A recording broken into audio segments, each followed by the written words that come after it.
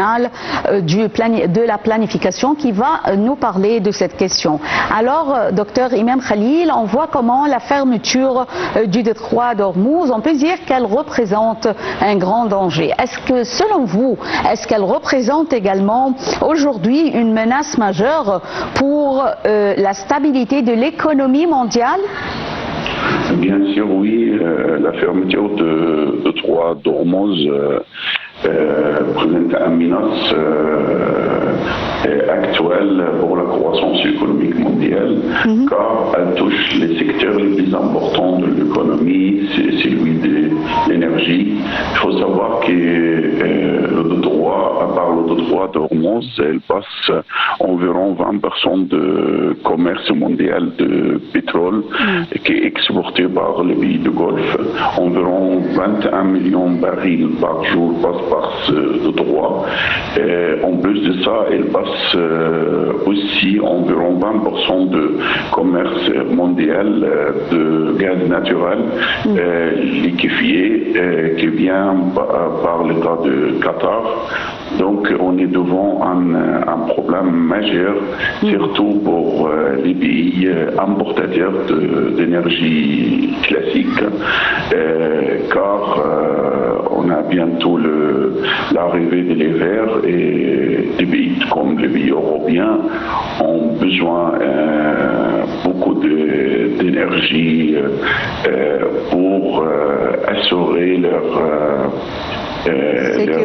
besoins énergétiques.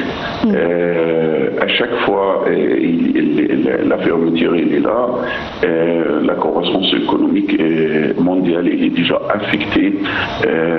Selon certaines études, elle est affectée par diminution de 1% de croissance. C'est un pourcentage très important. Oui. Donc, on espère bien trouver certaines solutions, sinon ça va amener le monde entier vers une crise mondiale si importante comme celle-ci de 73. Oui, vous avez mentionné la perte qu'a subie la région et le monde entier à cause ou plutôt de la fermeture du détroit d'Ormuz. Mais en ce qui concerne la perturbation de la navigation dans ce détroit important, ce détroit maritime très important, est-ce que vous voyez quels sont les secteurs qui sont les plus affectés par cette perturbation? Pour moi, on ne peut pas sélectionner un secteur autre affecté par cette crise, car l'énergie est un moteur de l'économie en général. Donc, pour moi, en tant qu'économiste, je vois que tous les secteurs économiques dans beaucoup de pays affectés de façon négative par cette fermeture, car le manque d'énergie traduit directement par moins d'industrie, moins de production, moins de transport. Donc l'économie en général affectée par cette crise non pas un secteur spécial, un secteur clé. Mais il y a quand même certains secteurs qui sont affectés directement. C'est des secteurs qui demandent beaucoup d'énergie, comme l'industrie du ciment, l'industrie de pétrochimique et tout ça. Ils sont les plus affectés par ce blocus. Et en ce qui concerne les pays économiques les plus touchés par cette perturbation ou bien parfois par le blocus du détroit d'Ormuz, quels sont ces pays? On peut classer le pays affecté par cette crise en deux catégories, le pays importateur et exportateur de produits pétroliers. Le pays qui exporte le produit pétrolier sont moins touchés. Peut-être certains pays profitent de cette situation, comme la Russie par exemple. Même le pays du Golfe, ils vendent leur pétrole maintenant beaucoup plus cher qu'avant en termes de prix du baril de pétrole. Mais le pays importateur, la deuxième catégorie, c'est le pays importateur d'énergie classique. Ce sont le pays qui est très affecté par cette crise, car cette fermeture cause d'augmentation du prix de tous les produits, et cause aussi d'inflation et de fermeture de certaines activités économiques très importantes. Alors, la fermeture d'Ormuz, est-ce que vous voyez qu'elle pourrait accélérer la diversification des sources d'énergie et réduire la dépendance de pétrole dans le pays? Bien sûr, avant cette crise, je crois l'énergie renouvelable, l'énergie verte était un choix et était bien-être pour certains pays. Mais maintenant, après cette crise, il est devenu une obligation, un chemin que le pays doit continuer à utiliser pour trouver un moyen énergétique propre et durable. Après cette crise, il y a plus d'attention de développer faire des diversifications dans les sources d'énergie renouvelables. Par exemple, on prend par exemple l'Égypte comme un L'Égypte a cette leçon depuis certains temps. Donc, on a mentionné dans l'Égypte 2030, la vision d'Égypte 2030, qu'on doit remplacer environ 40% de notre consommation énergétique par l'énergie renouvelable, soit l'énergie solaire et éolienne. Donc aussi il y a l'énergie d'hydrogène vert qui est une industrie très jeune que l'Égypte a investi beaucoup et met beaucoup d'investissements pour ce projet. Et il y a certains pays étrangers qui ont investi aussi en Égypte pour développer ce secteur qui va devenir un des principaux secteurs économiques mondiaux. Oui, l'Égypte, oui, toujours œuvre à être un des hubs énergétiques pour l'énergie verte, comme vous venez de le dire. Alors, que veut dire exactement énergie verte ? Énergie verte, c'est énergie qui n'affecte pas l'environnement, car chaque utilisation d'énergie classique, le pétrole, le gaz, etc., produit des effets négatifs sur l'environnement. Donc, avoir des sources d'énergie vertes, lutter contre tous les problèmes climatiques actuels et aussi garder un niveau de vie beaucoup plus élevé pour le pays. Ça, c'est une chose. Et deuxièmement, c'est une source d'énergie qui est renouvelable. Donc, on n'a pas cette crainte de perdre cette source car il est toujours là. Oui. Est-ce que vous voyez, docteur Imam Khalil, que les investissements dans l'énergie verte, comme vous venez de le dire, soit l'éolienne, soit l'énergie solaire, est-ce que vous trouvez que ça pourrait être un remplacement pour l'énergie l'énergie pétrolière et gazière?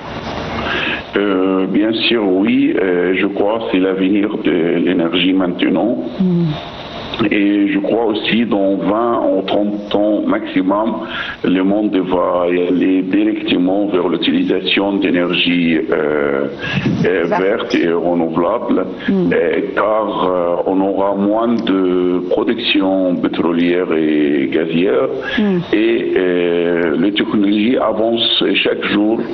Et il y a le domaine d'énergie hydrogène aussi, qui présente un choix stratégique pour beaucoup de pays maintenant pour avoir une source d'énergie durable, pas chère et verte.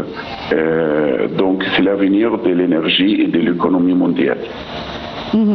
Le passage à une économie verte, est-ce que vous voyez qu'il pourrait renforcer la sécurité énergétique du pays importateur du pétrole ou bien de gaz?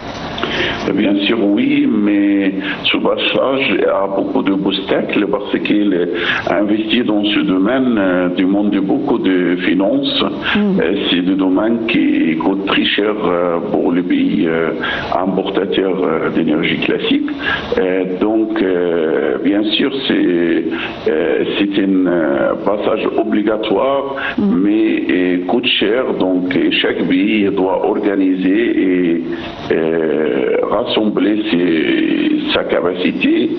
capacités pour aller dans ces technologies et profiter de ce type d'énergie renouvelable. Oui, grâce à Dieu, l'Égypte, comme vous l'avez mentionné, l'Égypte a mené plusieurs projets, plusieurs également. Elle a pris des pas en avance en ce qui concerne l'énergie renouvelable, l'énergie propre. Et grâce à Dieu, nous avons ici l'énergie solaire, l'énergie éolienne. Alors c'est déjà très important, même avant le début de cette guerre dans la région. Bien sûr, l'Égypte présente un exemple unique dans le continent africain, même dans le Moyen-Orient, car c'est un des premiers pays qui commençait à investir de façon intensive dans ce domaine d'énergie renouvelable. Il y a beaucoup de projets partout en Égypte, dans le nord d'Égypte, le sud d'Égypte, en Sinaï, pour utiliser et profiter de notre richesse naturelle, comme le projet d'énergie solaire. Il y a certains projets d'énergie éolienne en Sinaï. Et il y a aussi tout l'investissement dans les zones du canal de Suez pour commencer à fabriquer et produire l'hydrogène vert afin d'utiliser et ensuite exporter. Et aussi, il y a le central nucléaire qui va entrer en service bientôt, qui va présenter pour l'Égypte une source énergétique durable et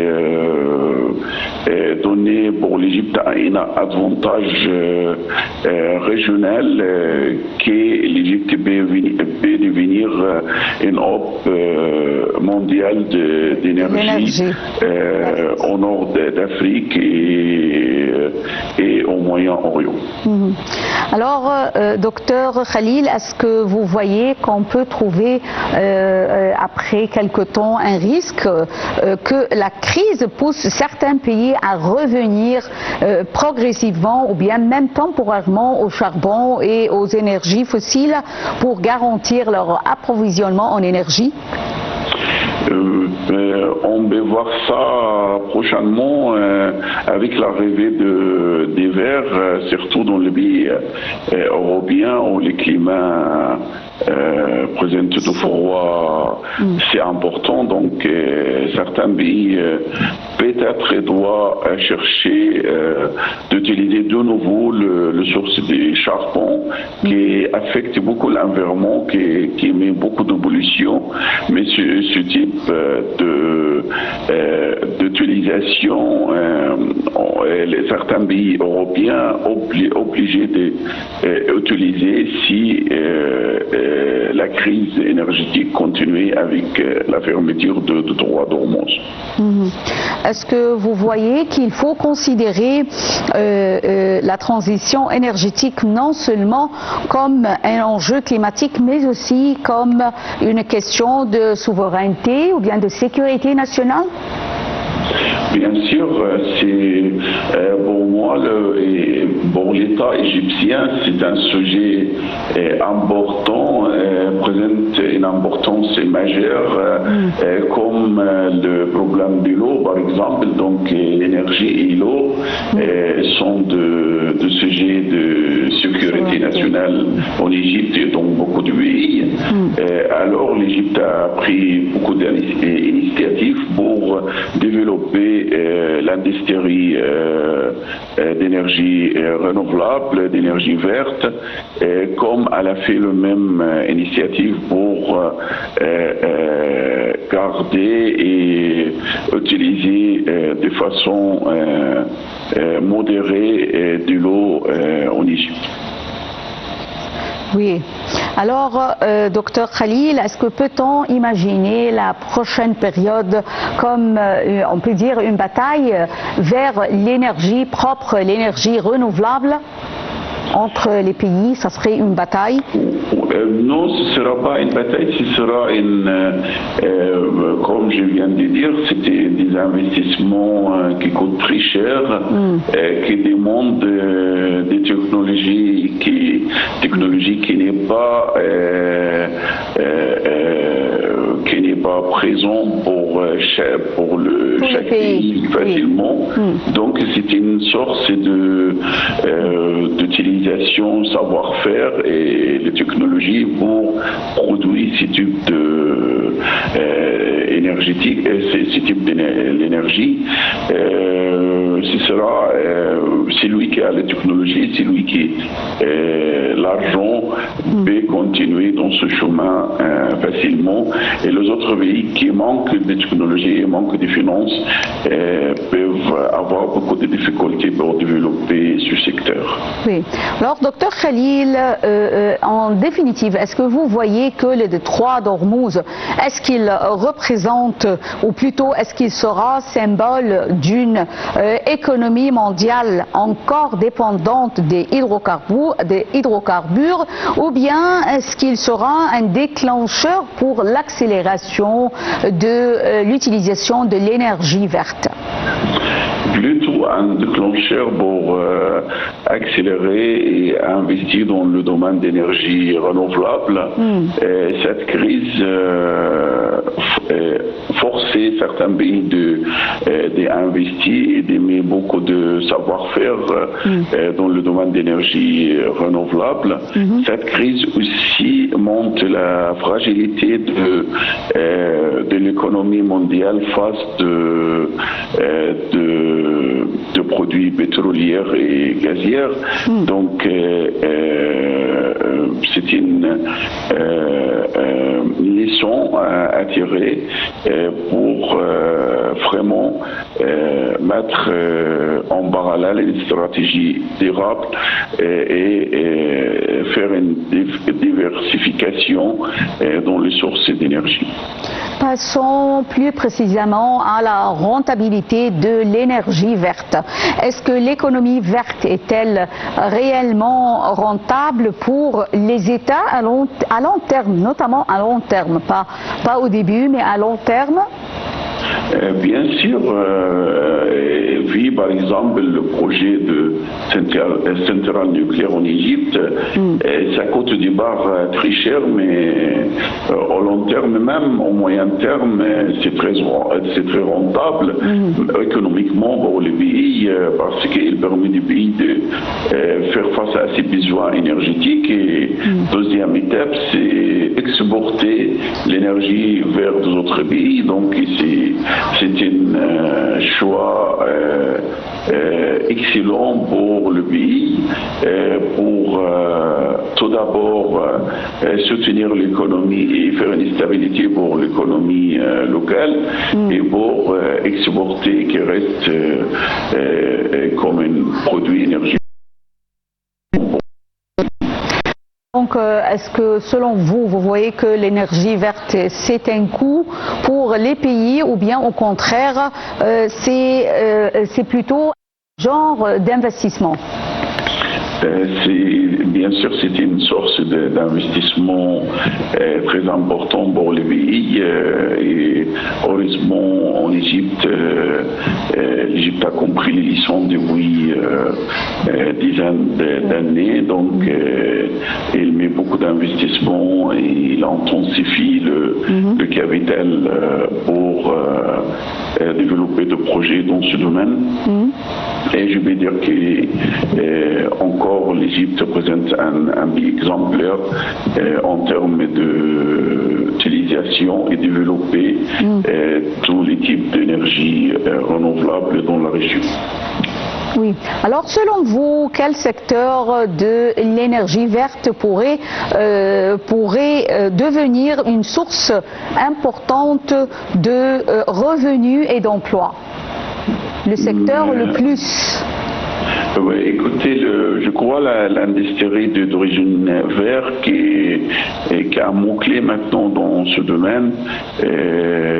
Heureusement, l'Égypte a mis beaucoup d'investissements avec d'autres pays partenaires dans la zone du canal de Suez. Oui. C'est des projets qui prend assez de temps pour commencer la production, c'est-à-dire on a besoin de 3 ans pour avoir la production, mais une fois il y a la production, on peut dire que l'Égypte a acquis beaucoup de profits pour l'économie en général. Et en parallèle, c'est, comme je viens de dire, le central nucléaire de Dabra qui présente pour l'Égypte aussi un outil très important pour renforcer la croissance économique et lutter contre l'importation de produits pétroliers qui coûtent très cher pour le budget national. Dans 2 ans, on va commencer la production aussi. Donc voilà. C'est très bien, on va commencer. Alors, est-ce que vous voyez que un pays peut-il réduire sa dépendance sur l'énergie fossile comme le charbon, tout en améliorant sa croissance économique grâce à l'économie verte, ou bien c'est totalement différent? Non, c'est au contraire, c'est utiliser l'énergie renouvelable, renforcer le budget national, car dès qu'on utilise ce type d'énergie, on diminue notre importation de produits pétroliers et le gaz naturel. Et tout ça, bien sûr, renforce la balance commerciale du pays, renforce la croissance économique. Donc c'est un bon choix, ce n'est pas un choix qui coûte, Québec par exemple, Québec présentait un problème pour l'économie du tout. Oui. Alors quels sont les bénéfices économiques, on peut dire les bénéfices économiques concrets de la transition verte pour un pays, soit un pays importateur, soit un pays exportateur? Tout d'abord, c'est énergie qui, une fois la production est commencée, le coût d'utilisation de ce type d'énergie est beaucoup moins cher que le coût d'utilisation d'énergie classique, si on peut dire ça. Deuxièmement, une fois le pays a fait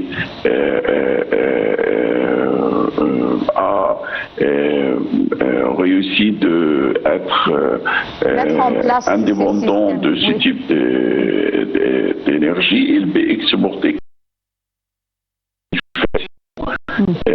Donc c'est un projet important qui soit au moyen terme, soit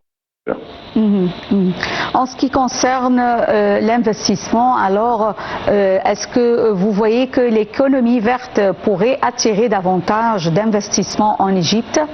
Parce que vous avez mentionné qu'il y a déjà des projets verts qui se trouvent dans plusieurs régions du pays. Alors, est-ce qu'elle pourrait attirer davantage, encore plus d'investisseurs?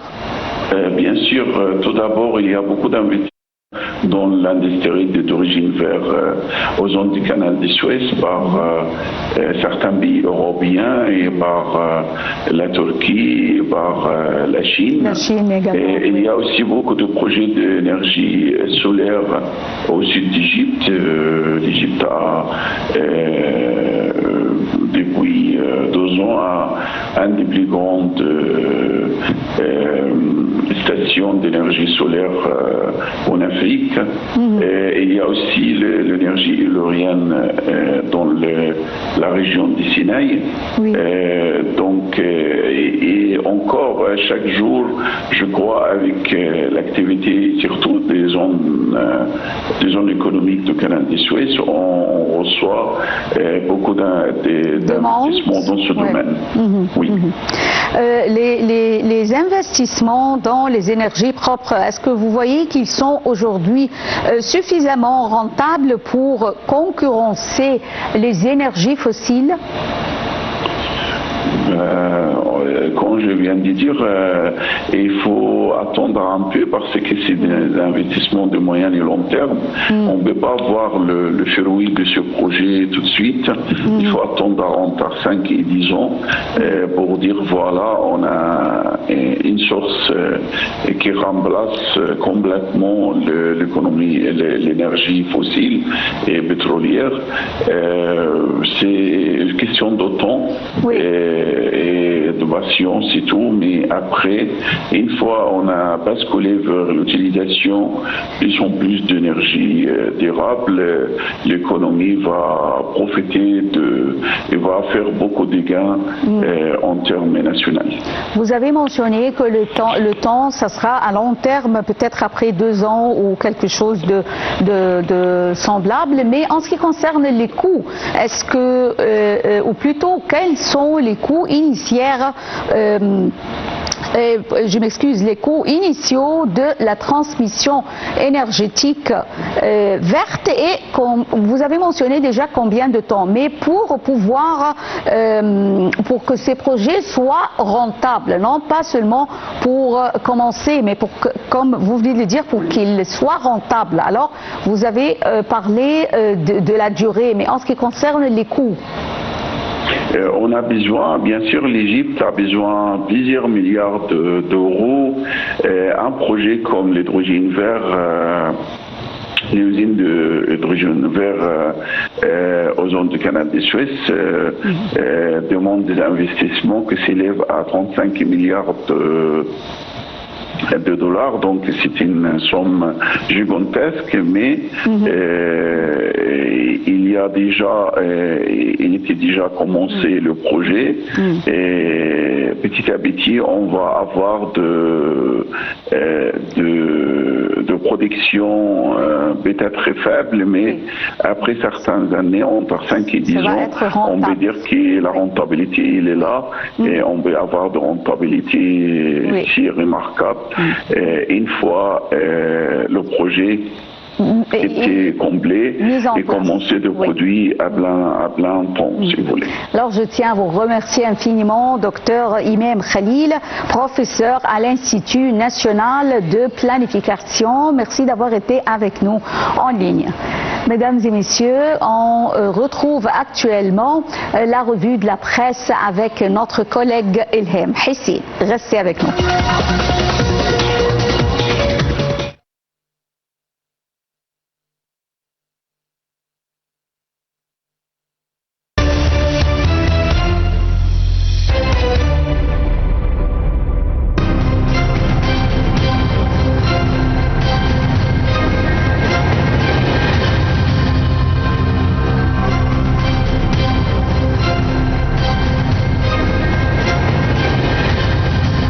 Merci de choisir Nal TV International. Mesdames et messieurs, bonjour encore une fois et bienvenue à cette nouvelle édition.